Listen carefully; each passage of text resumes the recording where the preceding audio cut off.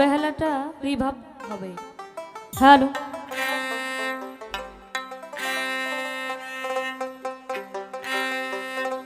আমি নত শিরে স্মরণ করি ভক্তি ভরে, স্মরণ করি আমরা গুনাহগারে নবী গো, নবী গো আমরা গুনাহগারে।